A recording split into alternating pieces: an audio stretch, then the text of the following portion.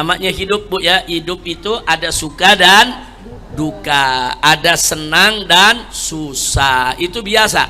Nah jadi kalau kita lagi dapat kesedihan, silakan sedih, nggak apa-apa sedih, tapi tetap sabar. Nah sabar itu adalah benteng dari sikap putus asa. Orang kalau sabar dia nggak bakal putus asa. Orang kalau sabar dia tidak akan putus harapan.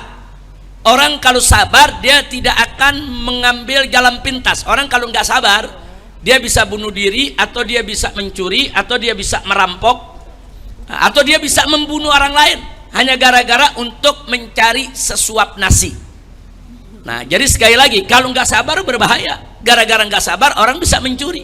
Yang selama ini seumur hidupnya dia tidak pernah mencuri, akhirnya terpaksa dia harus mencuri, terpaksa dia harus nyolong. Nah karena itu sekali lagi kita ingatkan kepada ibu-ibu, yuk tingkatkan syukur dan sabar. Kalau sabar kita nggak bakal putus asa. Kalau sabar nggak bakal kita bunuh diri. Kalau sabar nggak bakal kita mencuri. Apapun kondisi kita, kalau sabar kita nggak bakal mengambil jalan pintas. Kalau sabar nggak ada itu yang jadi begal, nggak ada itu yang jadi pencuri, jadi perampok, nggak ada. Nah mereka-mereka yang jadi begal, yang merampok, yang mencuri, saudara, karena mereka tidak sabar.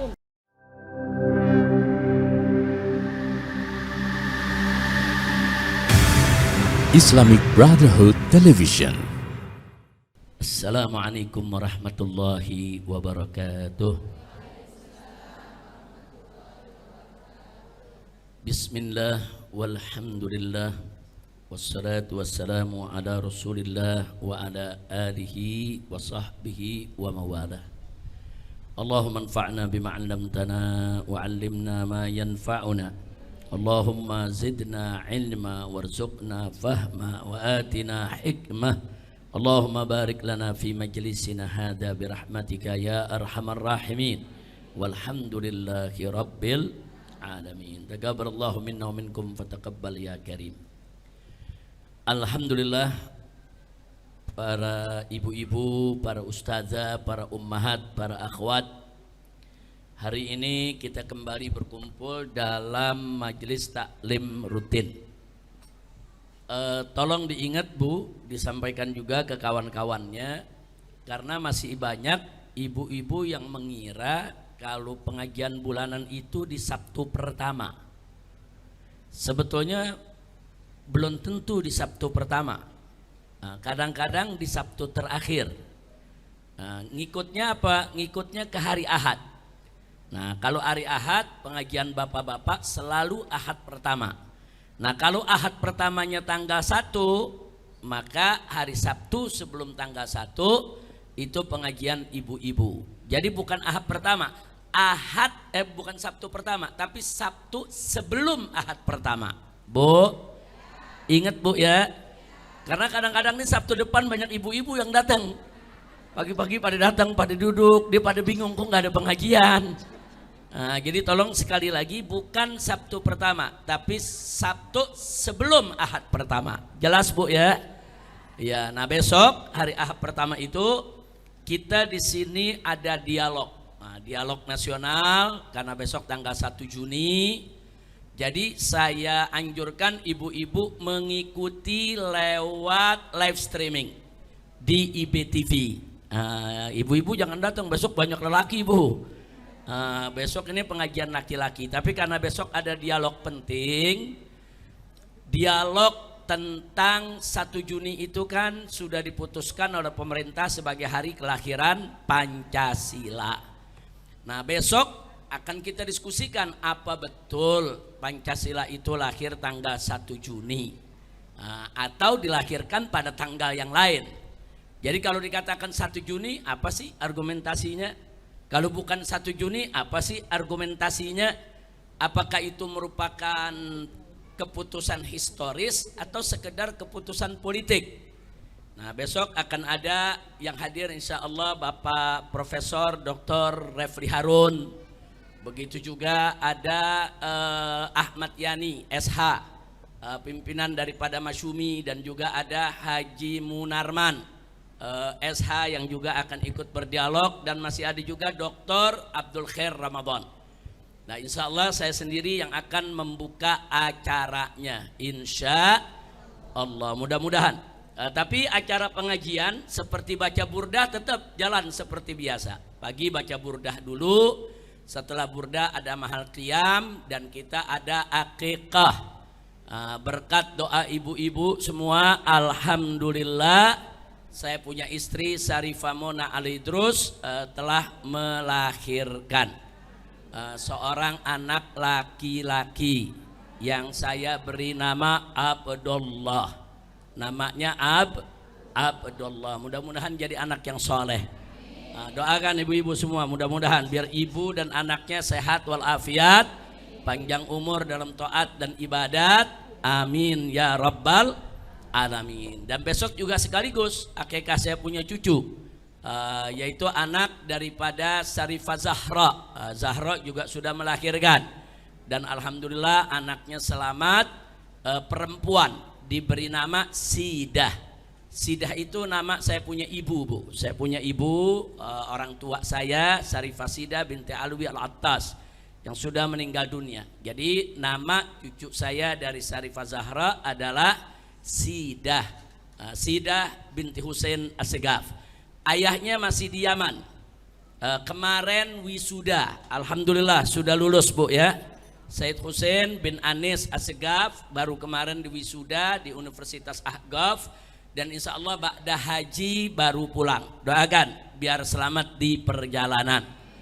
Nah kemudian besok juga akikah dari cucu saya yang meninggal dunia. Dalam mazhab Syafi'i, Bu ya, kalau janin sudah lebih dari 4 bulan sudah ditiupkan ruh, boleh diakikahkan. Tapi kalau dalam mazhab Maliki, Hambali, kemudian Hanafi, diakikahkan kalau sudah lahir. Kalau sudah lahir walaupun umurnya hanya beberapa menit meninggal dunia baru diakikahkan, karena sudah terikat dengan hukum dunia.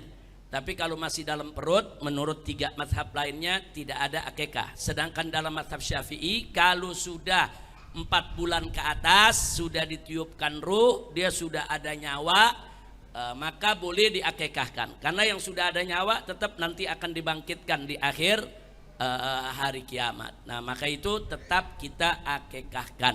Nah insya Allah besok ada 3 acara akikah tersebut, insya Allah. Nah baiklah ibu-ibu semua, tapi saya nggak ngundang ibu-ibu besok ya. Ini jangan nanti saya bicara begini, wah ini kita diundang semua. Sebab kalau ibu-ibu datang nggak cukup tempatnya, Bu. Nah, jadi besok khusus acara laki-laki. Nah ibu-ibu ikut mendoakan insya Allah. Tapi boleh mengikuti acara lewat live streaming insya Allah. Nah baik, sebelum itu kita bacakan doa dulu, Bu ya.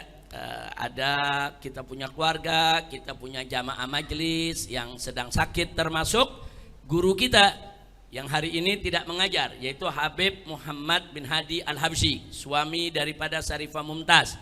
Mestinya beliau ikut mengajar hari ini, tapi karena sakit di gunung tidak bisa turun, hanya Syarifah Mumtaz dan anaknya yang turun. Nah kita doakan agar Habib Muhammad bin Hadi Al-Habsyi Allah berikan sehat walafiat, agar bisa mengajar kembali seperti biasa. Yang kedua kita doakan juga, yaitu sepupu keluarga kami Syarifah Soraya binti Muhammad Al-Attas yang hari ini dirawat masuk rumah sakit, agar Allah subhanahu wa ta'ala sembuhkan, diberikan nikmat sehat walafiat. Nah kemudian yang ketiga ada jamaah kita, saya punya kakak ipar dari Cikarang juga sakit, biasanya paling rajin datang ikut ngebantuin dan seterusnya ikut nyambut. Itu Ibu Susi hari ini juga sakit, jadi tidak bisa datang. Dan kita doakan semua keluarga ibu-ibu, kalau ada yang sakit semoga Allah sembuhkan penyakitnya. Begitu juga kita semua. Dan kita doakan juga keluarga kita yang sedang melaksanakan ibadah haji. Nah, kita sudah masuk bulan haji ini, Bu. Kita doakan agar semuanya dapat haji yang mabrur. Ala hadhihin niyah wa likulli niyatin salihah wa ila hadratin nabiyil mustafa sallallahu alaihi wa alihi wa sahbihi wa sallam bisirril fatihah.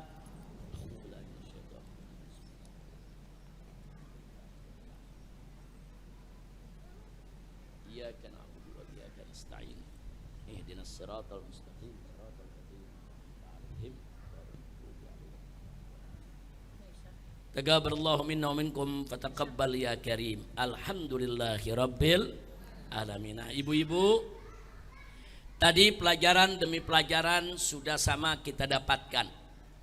Ada pelajaran khusus tentang fikih wanita yang tadi disampaikan oleh Ustazah Syarifah Najwa, dan banyak uraian-uraian hukum tentang haid maupun nifas. Mudah-mudahan apa yang diuraikan tersebut menjadi ilmu yang bisa kita amalkan, insya Allah. Kemudian kita juga sudah dengar tadi pelajaran dari Habib Alwi bin Sumaid, terakhir tadi dari Habib Hanif bin Abdurrahman Al-Attas.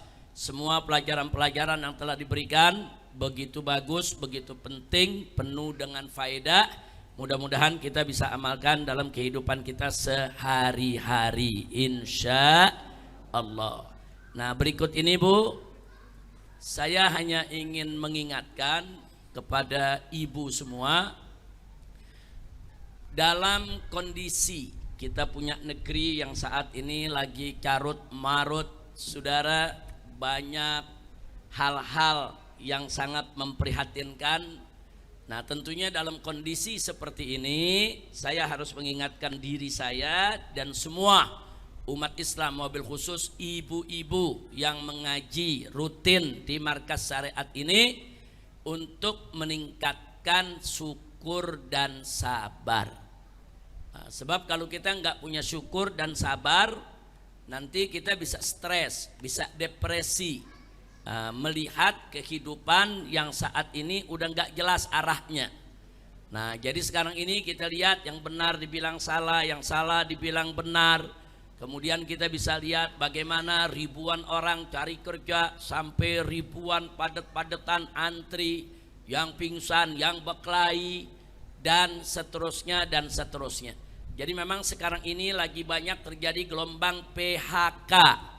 Nah, jadi bisa jadi ada ibu-ibu yang suaminya di PHK atau ibunya sendiri yang kerja di PHK. Di mana-mana banyak PHK. PHK itu pemutusan hubungan kerja, atau kalau bahasa kasarnya dipecat, diberhentikan dari tempat kerjaan. Tentu seseorang yang selama ini kerja dapat hasil untuk menghidupi keluarga, begitu dia diberhentikan, maka akan menjadi satu ujian yang luar biasa buat yang bersangkutan. Apalagi kalau dia punya istri, punya anak, rumah ngontrak, bagaimana makannya. Nah, jadi sekali lagi di kita punya negeri saat ini sedang terjadi gelombang PHK yang luar biasa. Nah, tentu hal semacam ini ada tokoh-tokoh, ada wakil-wakil rakyat di DPR yang harus mengkritisi pemerintah untuk segera memperbaiki kondisi. Tapi bagaimana dengan rakyatnya? Dengan rakyatnya saya ingin ajak semua untuk syukur dan sabar. Jadi kalau ada sesuatu yang menimpa kita, suatu musibah, tolong tingkatkan syukur dan sabar. Karena orang kalau nggak punya syukur dan sabar berbahaya. Baik laki-laki maupun perempuan. Kalau dia nggak punya sifat sabar, berapa banyak yang bunuh diri. Nah, bunuh diri akibat tidak kuat menanggung ujian, menanggung cobaan. Nah, sedangkan Islam mengajarkan sebesar apapun cobaan yang menimpa kita, sebesar apapun musibah yang menimpa kita, wajib kita bersabar dan tetap bersyukur atas nikmat-nikmat yang masih ada dan kita miliki. Nikmat yang ada yang kita miliki, kita nikmati, tetap kita syukuri. Nikmat-nikmat yang lepas dari tangan kita sehingga musibah yang datang menimpa kita, wajib kita bersabar. Karena kalau ibu syukur dan sabar, insya Allah semua bencana akan pergi, semua duka akan hilang, dan Allah akan menggantinya dengan kebahagiaan. Fa inna ma'al usri yusra, inna ma'al usri yusra. Sampai 2 kali Allah ulangi. Jadi Allah sudah mengingatkan kepada kita, fa inna ma'al usri yusra. Sesungguhnya bersama kesulitan ada kemudahan. Ini jaminan dari Allah. Di mana ada sulit, pasti ada mudah. Di mana ada susah, di sana pasti ada mudah. Di mana ada duka, pasti ada suka. Jadi Allah akan gantikan itu. Bahkan 2 kali Allah ingatkan, inna ma'al usri yusra, sesungguhnya bersama kesulitan ada kemudahan. Nah, jadi kalau sudah Allah ingatkan begitu, yakinlah, manakala ada duka menimpa kita, ingat nanti akan tiba saatnya kebahagiaan yang datang sebagai gantinya, insya Allah. Namanya hidup, Bu ya. Hidup itu ada suka dan duka, ada senang dan susah, itu biasa. Nah, jadi kalau kita lagi dapat kesedihan, silakan sedih, nggak apa-apa sedih, tapi tetap sabar. Nah, sabar itu adalah benteng dari sikap putus asa. Orang kalau sabar, dia nggak bakal putus asa. Orang kalau sabar, dia tidak akan putus harapan. Orang kalau sabar, dia tidak akan mengambil jalan pintas. Orang kalau nggak sabar, dia bisa bunuh diri, atau dia bisa mencuri, atau dia bisa merampok, atau dia bisa membunuh orang lain hanya gara-gara untuk mencari sesuap nasi. Nah, jadi sekali lagi, kalau nggak sabar berbahaya. Gara-gara nggak sabar, orang bisa mencuri. Yang selama ini seumur hidupnya dia tidak pernah mencuri, akhirnya terpaksa dia harus mencuri, terpaksa dia harus nyolong. Nah, karena itu sekali lagi kita ingatkan kepada ibu-ibu, yuk tingkatkan syukur dan sabar. Kalau sabar, kita nggak bakal putus asa. Kalau sabar, nggak bakal kita bunuh diri. Kalau sabar, nggak bakal kita mencuri. Apapun kondisi kita, kalau sabar, kita nggak bakal mengambil jalan pintas. Kalau sabar, nggak ada itu yang jadi begal, nggak ada itu yang jadi pencuri, jadi perampok, nggak ada.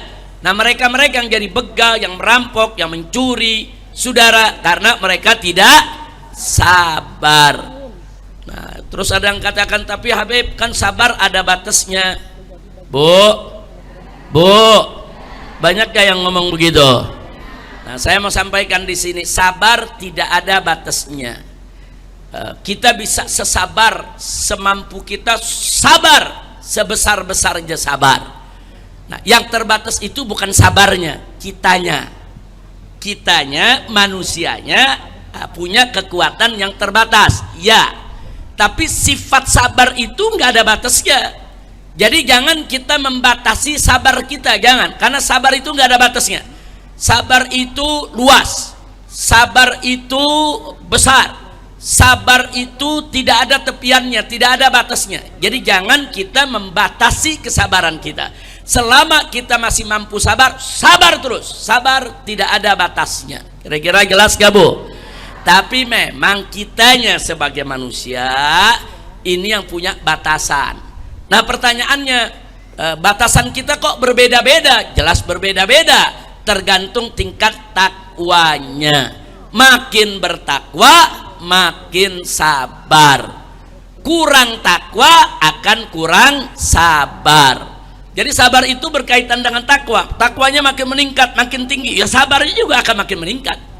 Maka itu tadi saya katakan, sabar gak ada batasnya. Semakin kita tingkatkan takwa, semakin akan tinggi kita punya sabar, insya Allah. Tapi begitu takwa kita berkurang, sholatnya males, puasanya males, berbuat baiknya males, ya pasti sabarnya akan ikut menurun. Dan jangan lupa bahwa Allah, innallaha yuhibbus sabirin, Allah itu sangat mencintai orang-orang yang sabar. Jelas, Bu ya? Bu, kita nih yang hadir di sini pasti punya suka, pasti punya kesedihan. Dan kita yang hadir di sini pasti juga punya kebahagiaan. Nah, kadang-kadang, Bu ya, seseorang itu punya kesulitan di suatu hal. Nah, sahabatnya bisa juga punya kesulitan tapi di hal yang lain. Sesuatu yang bagi kita tidak sulit, mungkin bagi orang lain juga merupakan kesulitan. Jadi kesulitan itu beragam. Nah, mungkin yang satu punya kesulitan cari kerja susah, yang satu lagi punya kesulitan, saudara punya suami di rumah tidak pernah ramah dengan istrinya, itu juga musibah. Nah, atau yang satu lagi punya kesulitan, susah banget mendidik anak. Anaknya udah didik sedemikian rupa, tapi anaknya masih bandel luar biasa. Nah, jadi kesulitan kita ini memang macam-macam, beda-beda. Nah, jadi nggak ada manusia yang nggak punya kesulitan, nggak ada. Semua manusia pasti punya kesulitan. Semua manusia pasti punya saat dia berduka. Semua manusia pasti ada saat-saatnya dia bersedih. Pasti. Begitu juga semua manusia ada kebahagiaannya yang tersendiri. Nah, dan juga semua manusia pasti akan ada saat-saat yang dia merasa senang, bahagia, gembira. Nah maka itu di saat kita senang bersyukur kepada Allah, di saat kita susah bersabar. Nah saya mau mengingatkan satu hadis yang pernah kita bahas di majelis ini dari kitab Riyadhus Shalihin. Dulu pernah kita bahas hadis ini, hadis yang ke-32, hadis yang diriwayatkan oleh Imam Muslim radhiyallahu anhu, di mana beliau meriwayatkan an Abi Yahya Suhaib ibn Sinan radhiyallahu anhu qala.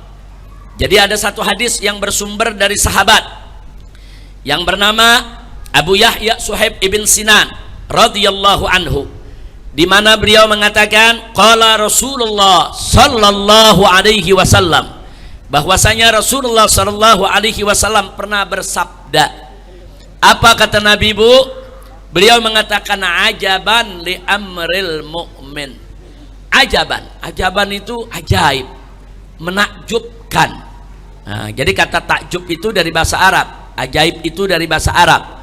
Jadi Nabi mengatakan ajaban li amril mu'min, sungguh ajaib urusan orang yang beriman, sungguh menakjubkan urusan orang yang beriman. Itu kata Nabi. Terus beliau mengatakan inna amrahu kullahu khair, sesungguhnya urusan orang yang beriman itu kullahu, semuanya khair, adalah kebaikan. Jadi kenapa urusan orang beriman itu ajaib kata Nabi? Karena seluruh urusan orang beriman adalah kebaikan, udah nggak ada jeleknya. Udah pokoknya orang beriman punya urusan semuanya bagus, udah nggak ada jeleknya. Nah kenapa bisa begitu? Nabi melanjutkan walaisa dzalika li ahadin illa lil mu'min, tidaklah yang demikian itu saudara terjadi pada seseorang kecuali hanya kepada orang yang beriman. Kalau yang nggak beriman nggak punya ini sikap. Sikap ini yang begitu ajaib, begitu menakjubkan, sikap hidup seorang mukmin nggak dimiliki oleh manusia manapun kecuali hanya dimiliki oleh orang yang beriman. Kata Nabi urusannya semuanya khair, semuanya baik. Nah bagaimana bisa begitu? Beliau mengatakan in asobathu sarra, seorang mukmin itu kalau ditimpa kebahagiaan, dia datang kebahagiaan kepada dia, senang, dia dapat nikmat, apa yang terjadi? Syakara, dia bersyukur kepada Allah, fakana khairallah. Nah kalau sudah dia bersyukur atas kesenangan yang datang kepada dia, kata Nabi fakana khairallah, maka yang demikian itu menjadi hal yang baik buat dia.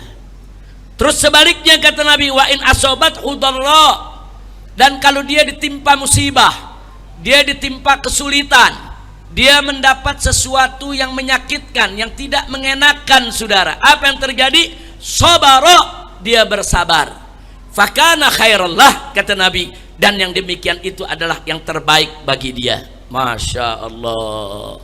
Jadi kita tahu kenapa urusan orang beriman itu ajaib, karena dalam kondisi apapun dia tetap menunjukkan kebaikan. Kalau dia dapat nikmat dia bersyukur, kalau dia dapat musibah dia sabar. Bagaimana nggak indah dia punya sikap. Nah inilah identitas orang yang beriman, ini ciri orang yang beriman. Jadi kalau kita semua mengaku beriman kepada Allah, yuk syukuri nikmat yang Allah berikan kepada kita dan sabar terhadap segala bentuk ujian yang Allah berikan kepada kita. Nah kalau kita syukur nikmat, sabar atas musibah, itu adalah sikap yang terbaik. Kenapa disebut sikap yang terbaik? Karena orang yang syukur dan sabar disayang Allah. Orang yang syukur dan sabar dirahmati Allah. Orang yang syukur dan sabar pasti akan dilindungi dan dibela oleh Allah. Manakala dia bersyukur, Allah sudah berjanji. Apa kata Allah dalam Al-Quran? Wala in syakartum la azidannakum. Jika kamu sungguh-sungguh bersyukur, niscaya pasti akan aku tambah itu nikmat. Subhanallah. Bu, ternyata syukur itu penambah nikmat. Bahkan dalam satu hadis sebagaimana dinukilkan oleh Al-Imam Al-Ghazali radhiyallahu taala anhu dalam kitab Ihya Ulumuddin, di sana diceritakan Saudara, inna lin ni'ami awabid ka awabidil wahsyi faqayyiduha bisyukri. Jadi disebutkan di sana inna lin ni'ami awabid, sesungguhnya di antara nikmat-nikmat yang diberikan Allah awabid, ada yang liar. Bu, ada yang liar. Loh, maksudnya nikmat liar bagaimana sih? Ka awabidil wahsyi, sebagaimana liarnya hewan-hewan. Nah, hewan yang liar itu bagaimana, Ibu? Hewan yang liar itu kalau tidak kita ikat atau tidak kita masukkan kandang, dia mudah lari dari kita. Sebentar dia ngilang. Nah, kita tutup pintu rumah, kita buka kandang, kita buka yang namanya pintu rumah, tidak kita tutup. Kita punya hewan piaraan yang liar, ngilang. Jangankan yang liar, kadang-kadang yang jinak aja dia liar, dia jalan, dia pergi, dia tinggalkan rumah kita. Apalagi yang liar. Jadi Nabi mengumpamakan ada nikmat-nikmat yang liar, yang kalau kita nggak ikat, itu nikmat lari dari kita. Itu nikmat akan hilang dari kita. Nah, lalu bagaimana supaya nikmat tadi tidak hilang? Nabi mengatakan faqayyiduha, maka itu ikat itu nikmat yang liar. Kalau hewan yang liar diikat dengan tali atau tambang, nikmat yang liar diikat, kata Nabi faqayyiduha bisyukri, ikatlah nikmat yang liar itu dengan syukur. Bu, jadi kata Nabi, syukur itu pengikat nikmat. Terus dalam Al-Quran Allah menyatakan syukur itu penambah nikmat. La in syakartum la azidannakum. Jadi dua ini aja udah luar biasa buat pegangan kita. Oh, kalau bersyukur berarti nikmat yang Allah berikan kepada kita insya Allah nggak hilang, insya Allah nggak lepas lagi itu nikmat. Sebab suatu nikmat kalau Allah mau hilangkan dengan mudah. Orang hari ini kaya raya, besok bisa miskin papa. Orang hari ini punya gudang berisi barang-barang mahal, besok dalam waktu sekejap bisa berubah jadi abu. Kenapa bisa begitu? Kalau Allah mau cabut nikmat seseorang sebentar, Allah kasih api, kebakaran, habis itu dia punya harta. Nah, jadi artinya apa di sini? Bagaimana supaya menjaga harta kita nggak kebakar, harta kita nggak dicolong orang, harta kita nggak ditipu orang? Bagaimana supaya harta benda nikmat dari Allah ini nggak hilang? Bersyukur. Karena nikmat-nikmat itu tiap saat bisa lepas dari diri kita. Bersyukur kepada Allah supaya nikmat tadi tidak lepas. Nikmat mata bisa melihat, itu nikmat dari Allah, syukuri. Jangan sampai nikmat mata kita bisa melihat hilang. Nah, bagaimana cara mensyukuri suatu nikmat? Pergunakan di jalan Allah. Pengertian syukur itu adalah sarfun ni'am fima yardahallah subhanahu wa ta'ala, yaitu menggunakan nikmat di jalan yang diridhoi oleh Allah subhanahu wa ta'ala. Kalau mata kita pakai buat baca Quran, mata kita pakai buat ikut pengajian, mata kita pakai untuk melihat hal-hal yang baik, insya Allah mata kita akan berkah. Allah jaga, Allah nggak cabut nikmat mata kita. Nah, begitu juga nikmat-nikmat lain, nikmat perut kita, nikmat jantung kita, nikmat ginjal kita. Nah, syukuri.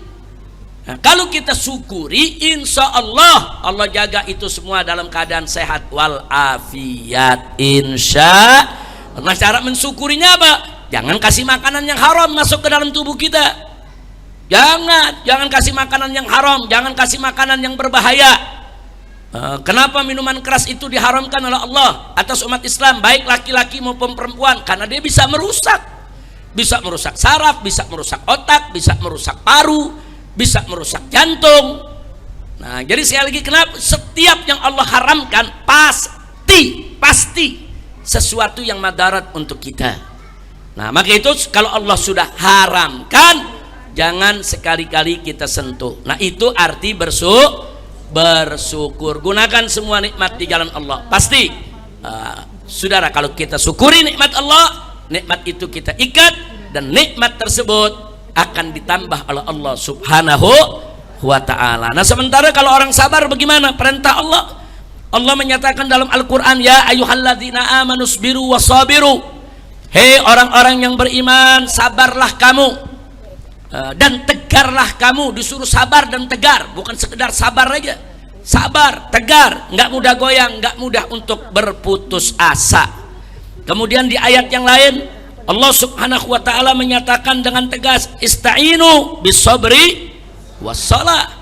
Mohonlah kepada Allah dengan sabar dan dengan doa. Doa juga mesti sabar, Bu. Kita berdoa berkali-kali kelihatannya belum diterima. Kita berdoa berkali-kali kelihatannya belum terwujud. Nah, sabar. Kalau kita sabar, akan ada saat yang tepat doa kita tadi digabulkan dan datang kepada kita semua, insya Allah. Ibu-ibu semua siap syukur sabar, Bu? Bu, siap syukur sabar, Bu?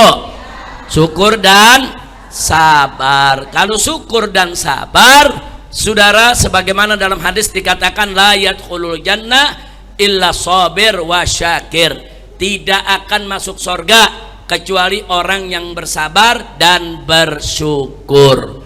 Nah, jadi sekali lagi, jadi sabar itu, Bu, dalam melihat kehidupan sekarang ini kita sabar. Boleh kita kritik kebijakan, silakan. Boleh kita protes kezaliman, bahkan wajib untuk kita lawan, ya silakan.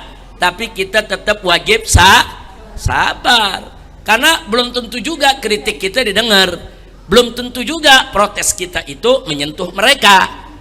Kadang-kadang yang diprotes, Bu, ya, yang diprotes nggak mau tahu. Nah, buktinya nih di kita punya negeri nih, Bu, mak-mak pada protes listrik mahal. Apa jawab pejabat? Jangan pasang listrik. Saya mau tanya, tuh jawaban kurang ajar gak? Mak-mak protes pada teriak-teriak listrik mahal. Apa jawab pejabat? Jangan pasang listrik. Mak-mak teriak lagi cabai naik mahal. Apa jawab pejabat? Nanam cabai sendiri. Bu, ada yang jawab begitu, Bu? Ada. Jawabnya udah nggak berkualitas lagi, nggak ada. Oh, mak-mak teriak lagi, ini bensin, BBM, minyak mahal, naik. Apa kata mereka? Ya udah, jangan beli bensin, jangan punya kendaraan. Bu, emang pemimpin jawabnya boleh begitu? Nggak boleh. Kalau emak-emak teriak cabai mahal, pemimpin mesti introspeksi diri. Ini kenapa mahal? Turunkan pejabatnya, inspeksi ke pasar, kenapa mahal? Ada apa mahal? Bagaimana supaya ini harga cabai bisa turun? Itu tugas pemimpin. Kalau jawabnya kayak tadi, listrik mahal, jangan pasang listrik. Bensin mahal, jangan isi bensin.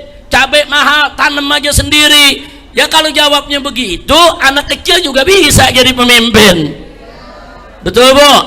Ibu semua di sini bisa jadi presiden. Ibu semua di sini bisa jadi menteri. Kalau jawabnya begitu doang, iya, Bu? Bu. Nah, ini sekarang jawab begitu. Makanya tadi saya katakan mesti banyak-banyak sabar. Udah protes nggak didengerin. Malah sekarang kalau kita protes dibalikin. Apa dia bilang? Nah, kita bilang nih Indonesia gelap. Apa dia bilang? Lu yang gelap.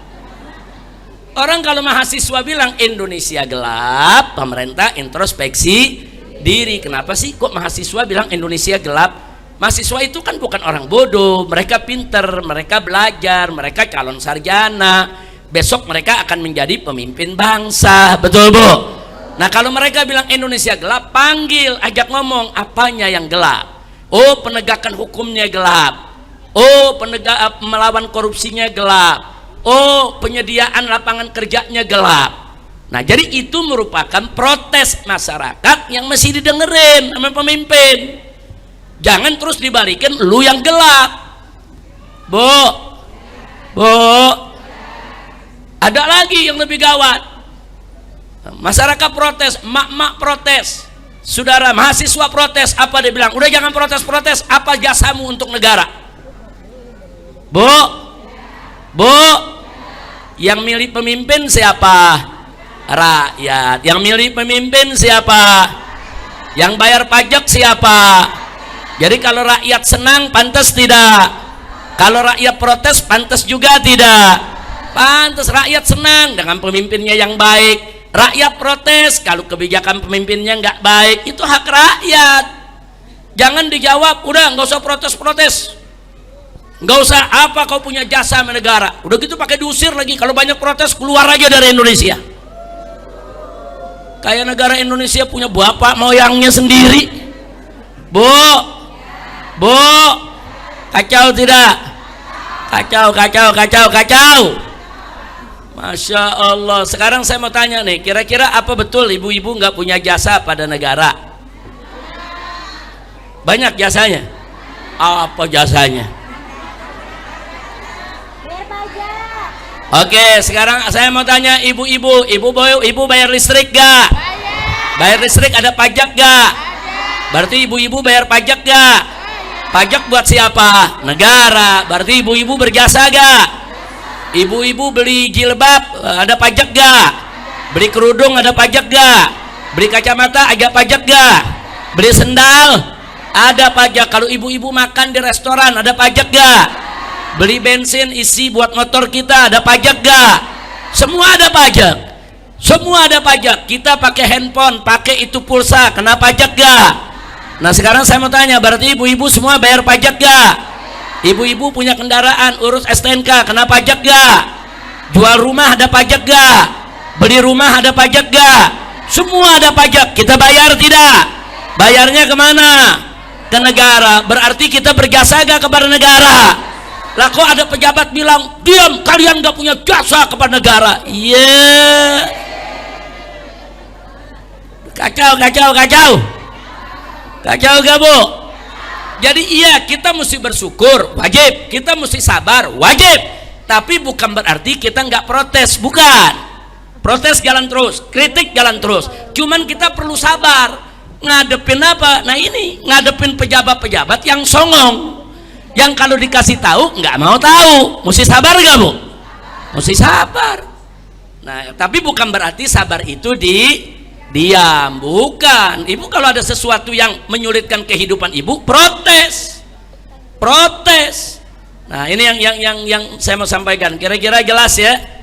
Jadi negara kita ini luar biasa. Kemarin ibu kalau lihat di Bekasi, Masya Allah, ratusan ribu orang antre berebut mau daftar kerja. Yang pingsan, bahkan saking desek-desekannya marah, tersinggung, berkelahi sesama pencari kerjaan. Ini apa kita punya negeri macam begini? Udah gitu bu, di Pontianak, di Balikpapan, dengan di Bengkulu, coba lihat, dan beberapa provinsi lainnya, beli bensin ngantri sampai 2 km, 6 km berjam-jam, beli bensin untuk motor, untuk mobil ngantri. Nah, udah lagi enak-enak ngantri, ada pejabat nyerobot, tahu-tahu di depan berkelahi, ribut di mana-mana. Nah, ini negara kok jadi kacau begini. Nah, yang jelas saya sudah kasih nasihat sebelum Bapak Presiden kita dilantik. Sebelum saya berangkat ke Mekah waktu itu dengan istri saya berangkat ke Mekah September, Oktober ada pelantikan presiden. Kita sudah kasih nasihat kepada beliau, tolong kalau Bapak besok dilantik jadi presiden, saya punya sekedar usul, saran, nasihat supaya Jokowi dan kroni-kroninya jangan dipakai lagi. Udah, kita udah kasih nasihat bu, bukan saya nggak kasih nasihat, kita udah kasih tahu jangan dipakai. Jokowi dan semua pejabat dia, kroni-kroninya jangan dipakai, nanti Bapak susah. Saya pengen Bapak jadi presiden yang baik, yang bagus, yang benar, yang dicintai oleh rakyat, didukung oleh ulama, didukung oleh para tokoh agama, betul? Nah cuman saya minta orang-orang yang bermasalah jangan dipakai. Yang terkait yang diduga korupsi, yang diduga ikut judi, yang diduga melakukan pelanggaran HAM, jangan dipakai. Sudah kita kasih tahu, bahkan saya sebutkan satu persatu nama-namanya, A, B, C, D, sekian belas saya kasih tahu. Ini jangan dipakai.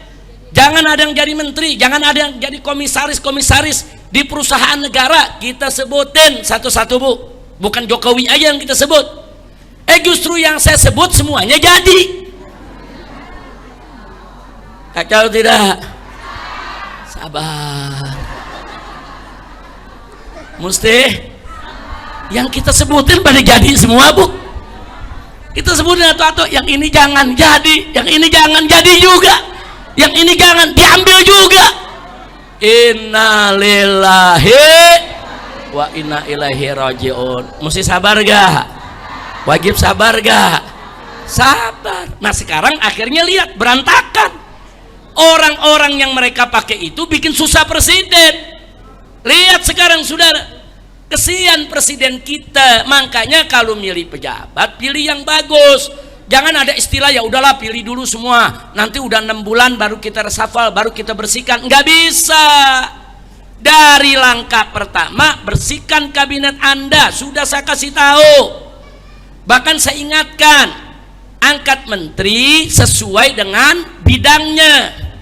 Saya udah kasih tahu, nih di zaman Jokowi ada bos Gojek jadi menteri pendidikan, ya hancur pendidikan.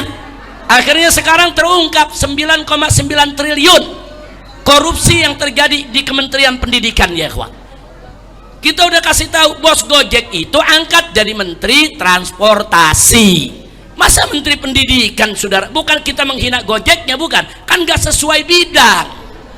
Betul bu? Betul. Udah gitu apa waktu itu? Menteri kesehatannya diambil dari bankir. Bankir itu ahli perbankan yang kerja di bank. Kita udah kasih tahu, nanti di kabinet baru yang begini-begini nih jangan dipakai. Dipakai lagi. Menteri kesehatan sekarang itu bankir, bukan dokter, nggak ngerti medis. Fakta, sekarang dokter-dokter di mana-mana protes.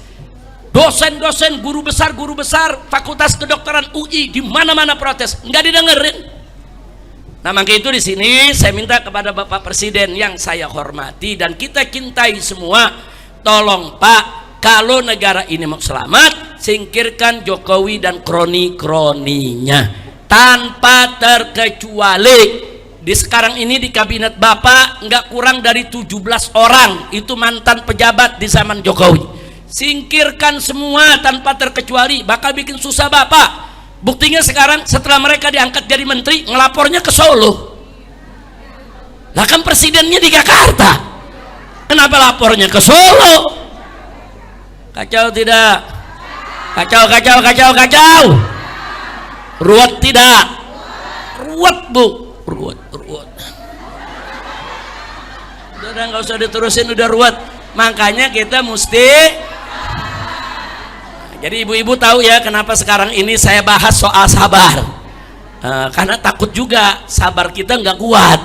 Padahal sabar tidak ada batasnya. Bu, orang udah dinasehatin nggak dipakai tuh nasehat, mesti sabar gak? Sabar. Nah sekarang dia ngerasain akibatnya, mesti sabar gak? Sabar. Nah sekarang kita lihat nih, kita mau tahu nih 9,9 triliun di Kementerian Pendidikan yang dipegang oleh menteri saudara yang dulunya bos Gojek. Nah kita mau lihat dituntaskan apa enggak. Nah apalagi itu tuh ada pejabat satu tuh yang dikit-dikit teriak, keluar kau dari Indonesia, keluar kau dari Indonesia. Dia punya belasan perusahaan, periksa udah bayar pajak apa belum. Jangan cuma ngomong kalian gak punya hak protes, kalian gak ada jasa bagi negara. Kita rakyat bayar pajak, kita punya jasa buat negara. Anda yang bicara begitu, punya berapa belas perusahaan, sudah diaudit belum, bayar pajak atau tidak? Karena nama Anda dulu tercantum di Panama Papers. Panama Papers itu nama orang-orang di seluruh dunia termasuk dari Indonesia yang nyimpen dia punya duit di sana supaya nggak bisa diusut. Periksa dulu, jangan nyalain rakyat bilang nggak bayar pajak. Ente yang mesti diperiksa bayar pajak apa enggak. Kira-kira jelas gak? Jelas gak? Ternyata namanya sekarang muncul juga di 9,9 triliun yang di Kementerian Pendidikan. Nah kita mau lihat nih, kita mau seret semua untuk masuk penjara. Amin. Bu, mesti apa? Nah, makanya sekarang saya lihatin nih, monyet ribut, alhamdulillah. Babi sama babi perang, alhamdulillah. Setan sama setan bertempur, alhamdulillah. Jangan ikut campur, sabar. Setuju? Tapi jika tiba waktunya ulama dan umat harus bergerak, ya kita bergerak. Tiba saatnya untuk menyelamatkan negara, harus kita turun untuk selamatkan negara, insya. Nah, kira-kira jelas gak bu? Bu, jadi kita mesti Sabar. Susu naik, listrik naik, bensin naik, semua naik, mesti sabar. Maksud saya sabar, jangan putus asa, jangan bunuh diri, jangan banting panci. Apalagi LPG jangan dibanting, ntar meledak, Bu, sabar ya. Tapi sabar boleh protes gak? Sabar boleh ngasih saran gak? Sabar boleh gak nurunin yang diangkat supaya nggak mimpin lagi? Sabar boleh gak milih yang baru?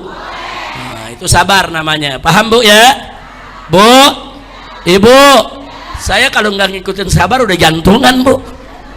Yang kita ngomong semua malah diangkat, apa dia salah denger Bu? Dia salah denger kalau dia pikir Habib Rizik mencalonkan kali ini. Saya catat namanya atau yang ini jangan, ini jangan. Kayak sebutin sebabnya, ini jangan karena begini, ini begini jangan, ini begini jangan. Kita sebutin. Saya terbang ke Mekah. 20 Oktober pelantikan, saya masih di Mekah. Nggak lama itu ada pengumuman kabinet. Saya pikir mudah-mudahan diterima nih saran. Terserah dia mengangkat menteri yang mana aja, yang penting nih sekian belas orang jangan, negara bisa hancur. Karena Nabi mengatakan idza wusidal amru ila ghairi ahli fantadhiris sa'ah. Kata Nabi, kalau suatu urusan diserahkan kepada yang bukan ahlinya, maka tunggulah datangnya kebinasaan, tunggulah datangnya kiamat. Jadi Nabi yang mengajarkan wajib memberi jabatan kepada seseorang sesuai dengan kemampuan dan keahliannya. Enggak boleh memberikan jabatan kepada orang yang tidak mampu, apalagi kepada yang korup, apalagi kepada bandar judi, apalagi yang melanggar HAM, apalagi kepada kriminal. Haram memberikan jabatan kepada mereka. Jadi saya tunggu di Mekah, mudah-mudahan diterima. Begitu kabinet diumumin, 1 fulan lah, kok yang kita sebut dong, 2 si fulan lah, kok mending cuma 2, ada belasan Bu. Innalillahi wa inna ilaihi rajiun. Tapi kita doakan, mudah-mudahan Allah berikan taufik dan hidayah. Mudah-mudahan dalam waktu dekat ini diganti itu orang-orang bermasalah. Termasuk menteri kesehatan itu biar buru-buru diganti. Jangan bikin susah masyarakat. Begitu juga Jokowi dan kroni-kroninya, biar semua dijauhkan dari presiden. Amin. Biar presiden kita bisa mimpin dengan baik, dengan adil, dengan jujur, membawa Indonesia menjadi baldatun thayyibatun wa rabbun ghafur. Ala hadhihi niyya wa likulli niyatin salihah wa ila hadratin nabiyil mustafa sallallahu alaihi wasallam bisirril fatihah.